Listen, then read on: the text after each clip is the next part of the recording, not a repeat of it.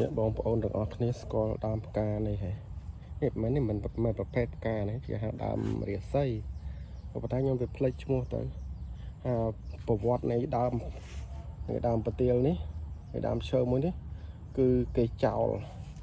គឺគេយកដើមមេវាហ្នឹងជីកដើមមេវាចោលនៅក្នុងស្ទឹងហើយស្ទឹងនោះគាត់នៅក្នុងស្ទឹងមណ្ឌល3គេកោះចោលទៅខ្ញុំជិះឡានទៅឃើញគល់វាធំហើយទៅចូលប៉ាន់ផ្លូវជាមើលគល់វាក៏នៅសល់ដែរ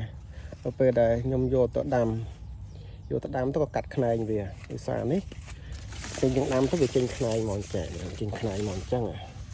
ចេញខ្នែងមកអញ្ចឹងអានេះអាពូជ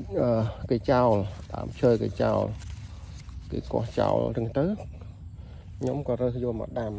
ក៏កាត់ខ្នែងវាបានបែកចេញទៅកូនអញ្ចឹងទៅតែឥឡូវឃើញវាស្អាតអាកាលយកមកស្លឹកវាអត់តន់អញ្ចឹងនេះកាលយកមកអត់តន់មានហៃឡៃអញ្ចឹងហ្នឹងមកឲ្យខៀវចេះពេលដាំទៅចេញហៃឡៃណាមានលឿងអានេះមានសប្រផេះណាអត់យល់តែវាស្អាតម្យ៉ាងដែរខ្ញុំដាំបានច្រើនណាអាពូជគេចោលនេះដាំបានច្រើនអញ្ចឹងបើបងប្អូនដឹងថាដើមអីចាំជួយខមមិនប្រាប់ផងណាអូខេដោយសារខ្ញុំអត់ដឹងមែនចង់ដឹងជាប្រភេទឈ្មោះខ្មែរដោយសារឈ្មោះអង់គ្លេសគេមានហើយចង់ដឹងជាប្រភេទឈ្មោះខ្មែរនេះក៏ខ្ញុំដាំបានច្រើនដែរខ្ញុំដាំនៅសាលាបឋមសិក្សាកវ៉ាន់អញ្ចឹងក៏បានច្រើនដែរប្រហែលជា20-30 គុម្ពមកតែទៅខ្នែងដែលខ្ញុំបែកម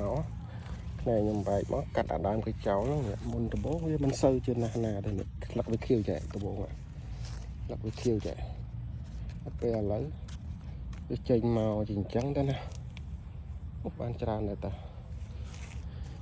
ជាការលំអរបស់ខ្ញុំដែរខ្ញុំដាំវាអញ្ចឹងទៅនោះតនោះទៀតនេះមកអូខេអញ្ចឹងពេលខ្លះវាជាប្រយោជន៍ដែរជាការលំអដែរយើងឃើញគេចោល